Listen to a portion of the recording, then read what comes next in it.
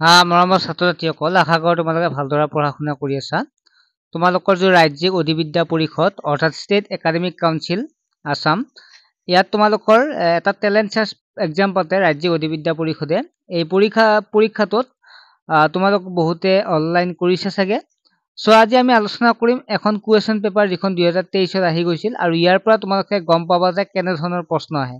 আৰু আজিৰ পৰা আমি প্ৰায় এনেধৰণৰ টেলেণ্ট চাৰ্চ এক্সামৰ কাৰণে ইম্পৰ্টেণ্ট কুৱেশ্যন পেপাৰ বা ডিছকাছ কৰিম, লগতে এনচাৰবিলাকো ডিছকাছ কৰি যাম তোমালোকৰ সুবিধা হোৱাৰ কাৰণে। যোৱাবাৰ বহু ছাত্ৰ ছাত্ৰীয়ে চেনেলটোত জড়িত হৈ বা ক্লাছবিলাক চাই পেলাই বহুতে পাছ কৰিছে, অৰ্থাৎ তেওঁলোকে উপকৃত হৈছে। চ' সেইবাবে এইবাৰো মই তোমালোকলৈ আলোচনা কৰিম প্ৰতিভা সন্ধানী পৰীক্ষাৰ ওপৰত ভিডিঅ'বিলাক প্ৰস্তুত কৰি। এইখন হৈছে ক্লাছ 8 ক্লাছ 8, 9 সকলোৱে দিম। তোমালোকে লাষ্টলৈকে ভিডিঅ'টো চাবা। তাৰ আগতে মই আৰু এটা ভাল খবৰ দিব বিচাৰোঁ যে তোমালোকৰ আৰু এটা এক্সাম হয়, বহুতে নাজানে, সেইবাবে মই কৈছিলোঁ NMMS বুলি। এই পৰীক্ষাটোত তোমালোকৰ কি হয়, এটা ভাল স্কলাৰশ্বিপ পোৱা যায়, য'ত 12,000 টকাকৈ তোমালোকে পাবা। বছৰি 12,000কে 4 বছৰ লাভ কৰিব পাৰিবা, 48,000 টকা পাৰিবা। অকল ক্লাছ 9 ষ্টুডেণ্টে 8 ষ্টুডেণ্টেহে পাৰে, অকল তোমালোকে পাৰা ক্লাছ 8 ষ্টুডেণ্টেহে পাৰে, য'ত তোমালোকে class 8, 9, 10 first year 9, 10 first year second year, অৰ্থাৎ 4 বছৰ তোমালোকে স্কলাৰশ্বিপটো লাভ কৰিব। অৰ্থাৎ 9ৰ পৰা তোমালোকে স্কলাৰশ্বিপটো লাভ কৰিব পাৰিবা, অৰ্থাৎ কেইবছৰ 4 বছৰত 48,000 টকা লাভ কৰিব পাৰিবা। মাত্ৰ দুটা পৰীক্ষা দিব লাগে, দুটা এদিনতে হৈ যায়, এখন SAT আৰু এখন MAT পেপাৰ বুলি। গতিকে তোমালোকে অনলাইনটো টাইমো আছে, তোমালোকে সোনকালে কৰি লোৱা। আৰু এতিয়া তোমালোকে কি পঢ়িবা, ক্লাছ কেনেকৈ কৰিবা, কি আহে, সকলোবিলাক মোৰ এটা অনলাইন কোচিং কৰি থকা হৈছে, য'ত তোমালোকক সম্পূৰ্ণ তোমালোকক গাইড কৰা হ'ব, য'ত তোমালোকে SAT পেপাৰ, MAT পেপাৰ সম্পূৰ্ণ লাইভ ক্লাছৰ জৰিয়তে বুজাই দিয়া হ'ব। তোমালোকে চিন্তাই কৰিব নালাগে, ভালদৰে যদি ৰেগুলাৰ ক্লাছবিলাক চোৱা পাছ কৰিবই পাৰিবা। আৰু তাৰ বাবে এখন ইবুকো প্ৰস্তুত কৰা হৈছে, লগতে কুৱেশ্যন পেপাৰ ডিছকাছ কৰা হয়, লগতে তোমালোকৰ কি হয়, তোমালোকৰ সপ্তাহ বা 15 দিনৰ মূৰে মূৰে একোটাকৈ পৰীক্ষাও পতা হয়। চ' তোমালোকে মাত্ৰ 200 টকা এটা দিলে সকলো সুবিধা লাভ কৰিব পাৰিবা, য'ত তোমালোকে 12,000কে 48,000 টকা লাভ কৰিব পাৰিবা। আৰু এই পৰীক্ষাটো কেৱল চৰকাৰী বিদ্যালয়ৰ ছাত্ৰ ছাত্ৰীহে দিব পাৰিব, গতিকে চিন্তা কৰিব নালাগে, ইমান টেনচন নাই। তোমালোকে জাষ্ট মোৰ অনলাইন ক্লাছত জইন হৈ লোৱা আৰু তোমালোকে ক্লাছবিলাক কৰি যোৱা। আৰু এইটো ভাল স্কলাৰশ্বিপ হয়, ক্লাছ 8ত দিব পাৰি মাত্ৰ, গতিকে তোমালোকে যদি মিছ নকৰিবা, কাৰণ 9ৰ পৰা এইটো দিব নোৱাৰি। ঠিক আছে, তেনেহ'লে আগবাঢ়িছোঁ। এইখন 2023 এক্সামৰ কুৱেশ্যন পেপাৰ হয়। তোমালোকৰ জাষ্ট মই আজি কুৱেশ্যন পেপাৰখন আলোচনা কৰিম, তাৰপিছত তোমালোকক মই ৰেগুলাৰলি তেনেকুৱা টপিক, যিমানবিলাক কুৱেশ্যন পেপাৰ আছে সকলো টপিকবিলাক এটা এটাকৈ দিব চেষ্টা কৰিম।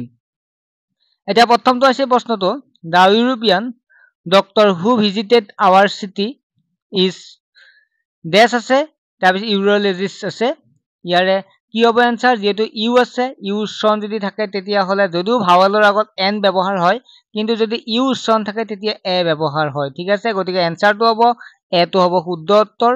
তাৰপিছত নেক্সট হৈছে 2 number, it is very quiet, দিয়াৰ আৰেণ্ট ডেছ পিপুল হিয়াৰ টুডে। ইয়াৰ যদি আমি চাওঁ তেতিয়াহ'লে এটোৱে শুদ্ধ হ'ব, মাছ হ'ব ইয়াৰ শুদ্ধ উত্তৰটো। আমি ডিছকাছ কৰিম যেতিয়া আমি ডিটাৰমিনাৰ প্ৰিপজিশ্যনৰ ক্লাছ আনিম, তেতিয়া তোমালোকে এইবিলাক ধুনীয়াকৈ পাৰি যাবা।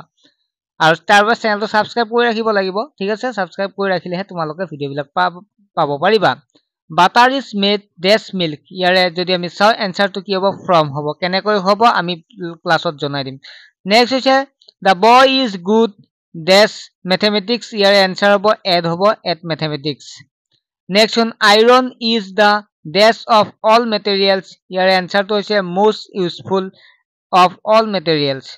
Next 6 নম্বৰ হৈছে which of the two pens is dash, ইয়াৰ হ'ব costliest হ'ব, অৰ্থাৎ D2 হ'ব ইয়াৰ শুদ্ধ উত্তৰ। নেক্সট হৈছে the young of a cow is calf as the young of a cat is, কেটৰ পোৱালিটোৰ নাম কিটেন হ'ব, তোমালোকে জানা, গতিকে ইয়াৰ এনচাৰ হ'ব D2। নেক্সট হৈছে the feminine gender of horse, ইয়াৰ হৰ্চৰ ফিমেনিন জেণ্ডাৰ মেয়াৰ হ'ব। তোমালোকক মই ডিছকাছ কৰিম, কাৰণ ইয়াত সুধিছে যে মানে যিটো ঘোঁৰাৰ মাইকীটো কি বুলি কোৱা হয়, বা তেনে ফিমেলটো কি বোলে এনে ধৰণৰ প্ৰশ্নবিলাক মই দি দিম তোমালোকে পাৰিবা চিন্তা কৰিব নালাগে তোমালোকে চেনেলটোত জড়িত হৈ থাকিলে হ'ল they dash the work before you reach ইয়াৰ এনসাৰ হ'ব ডি টু হেড ফিনিছ তাৰ পিছত নেক্সট প্ৰশ্নটো আছিল 10 নম্বৰ she dash from cold since Friday last ইয়াৰ এনসাৰটো হ'ব হেজ বিন সাফাৰিং টেন্সৰ পৰা দিছে গোটেই টেন্স আমি আলোচনা কৰিলে এনসাৰটো পাৰি যাবা next the train does the station an hour ago ইয়াৰ বি টো হ'ব শুদ্ধ উত্তৰ left next our school usually does at 9 AM ইয়াৰ এনসাৰটো হ'ব বি টো ষ্টাৰ্টছ হ'ব গোটেই টেন্সৰ পৰা ভালেখিনি প্ৰশ্ন আহিছে গতিকে তোমালোকে টেন্সৰ ওপৰতো ভালদৰে চাব লাগিব মই ধুনীয়াকৈ বুজাই দিম নেক্সট ভইচৰ প্ৰশ্ন আহিছিল ডু ইউ ৰিড বুকছ ইয়াৰ এনসাৰ হ'ব are books read by you গতিকে বি টো হ'ব ইয়াৰ শুদ্ধ উত্তৰ নেক্সট 14 নম্বৰ প্ৰশ্নটো আছিল let him be leave alone select active voice from active ভইচত ইয়াৰ যদি আমি চাওঁ লিভ হিম এলন নেক্সট 15 নম্বৰ প্ৰশ্নটো আছে 15 নম্বৰ প্ৰশ্নটো what type of pronouns is the word underlined in the sentence given below the man heart হিমসেল্ফ ইয়াৰে প্ৰনাউনটো হৈছে ৰিলেক্স যেটো আছে বি টু ৰিফ্লেক্সিভ প্ৰনাউন বা বি টু শুদ্ধ উত্তৰ 16 নম্বৰ প্ৰশ্নটো আছে what parts of speech is the word underlined in the sentence given বিলো ইয়াৰ যেটো আমাৰ দিয়া সেন্টেন্সটো অল মেন আৰ মৰ্টেল ইয়াৰ এনসাৰটো হ'ব এডজেক্টিভ এটো হ'ব ইয়াৰ শুদ্ধ উত্তৰ 17 নম্বৰ প্ৰশ্নটো হৈছে identify the adverb in the following sentence from the options given you have learned your lesson well ইয়াৰে এনসাৰটো হ'ব বি টো হ'ব ইয়াৰ এনসাৰ এডভাৰ্ব নেক্সট হৈছে selected the correct indirect from the narration of the following of the sentence given below he said to the girl are you a student ইয়াৰ এনসাৰটো চাও যে he asked the girl if she was a student গতিকে সি টো হ'ব ইয়াৰ শুদ্ধ উত্তৰ 19 number প্ৰশ্নটো আছিল select the correct direct from of narration of the given sentence ইয়াৰ এনসাৰটো যদি চাও তেতিয়া হলে ইয়াৰ প্ৰশ্নটো দি আছিল he told me that I was wrong he said এনসাৰটো যদি চাও তেতিয়া he said to me you are wrong next 20 number কোৱেশ্চনটো আছে choose the right option that makes the given sentence interrogative she wrote this poem ইয়াৰ যদি আমি interrogative চাও তেতিয়া হলে did he write this poem